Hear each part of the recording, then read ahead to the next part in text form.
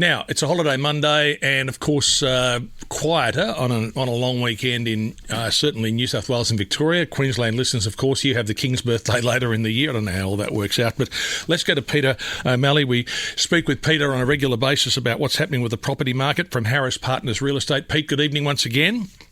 Good evening to you, John. Quiet across much of Australia today, but of course the market really is in this situation where you're still trying to work out the impact of what's in the budget, when it'll happen and what the effect will be.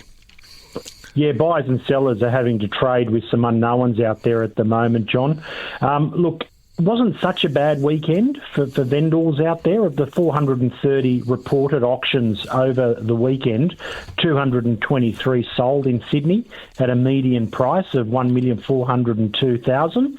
So that's a solid result. What we're seeing on the ground is that there's not deep buyer competition for each listing, but there still is a genuine and fair-minded buyer for every property that we're putting to the market, John.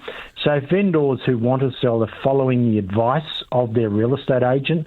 They'll get sold for a fair price. It won't be an all-time high price, but it'll still be fair, and there might be more pain to come for the market. So a lot of vendors are choosing to take the fair price today, knowing that it could be lower in a month's time. And I think we've discussed this before. The market was already starting to flatten in the earlier part of the year. The budget's now come in and added to all of that. So you've got to work out where this is going, and part of it involves keeping an eye not just on what's happening in Parliament in Canberra, but also what's happening in the Middle East as well.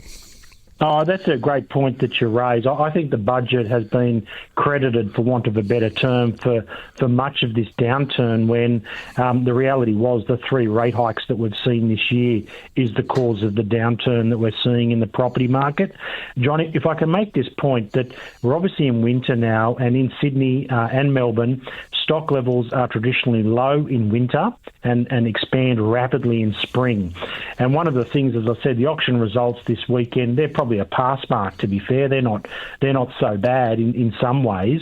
But that's on low stock levels. When we get to spring and we see stock levels double, if not triple, that's when you might see another leg down in the property market with, another 5 to 10% correction from where we've already experienced. Yeah, depending on where you are, we talk about 5 or 10%, and that sounds quite dramatic, but then you look back, say, over the last, 10, 15 years, the increases have been quite dramatic, haven't they? So unless you've got in recently and you're not planning on hanging on to your property, because long term it's always going to go up in value, it isn't necessarily a disaster, is it?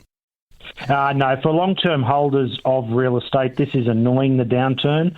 If they're looking to sell, the ones who it's devastating for is the first home buyers who purchased on the 5% deposit scheme, and people that bought an investment property or their primary residence in the last 2 or 3 years.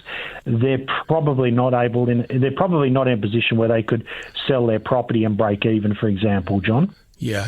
How often? Because I'm probably not a good example of this. I bought my first home and I've still got it. So that's not typical. But if you have bought your first home and in recent times you'd be quite alarmed at the moment, how long do people generally hang on to their first home? Oh, look, it's usually a 5-year play, because you're not really buying your forever property. You're more about buying a rung on the market, aren't you, to enter the market and then scale up from there. So what I would say, John, anyone who's purchased from 2021 during the COVID boom and resold onwards, about 50% of those, anecdotally across Sydney, have probably lost money.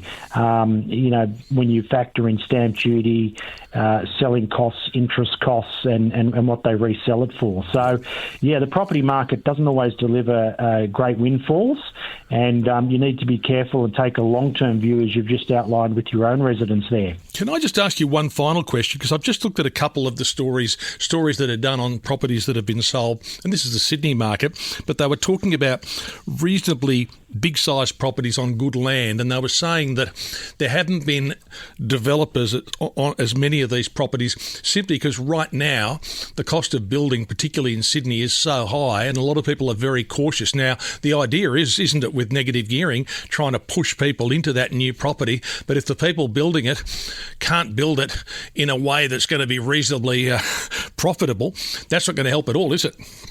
Not at all. You're absolutely right, John. That's the tragedy of the current property market, is building costs have skyrocketed. A lot of projects don't stack up. Developers are spooked by the impending tax regime and the inflation that's out of control, and they're opting to stay on the sidelines. How that ties in with the federal government's plan with negative gearing remains to be seen, but the reality is the only developments that seem to have any legs at the moment are mass developments with scale, and that's why you're seeing the big developers, your Murdochs, Multiplex, Meriton, are still continuing to push forward with developments, but that mid-tier developer and the small sort of property flipper, if you like, who'll do a duplex, they've gone to the sidelines because they can't make it work. Yeah. Very interesting, Peter. As always, we'll talk again very soon. Thank you. Look forward to it. Thanks, John.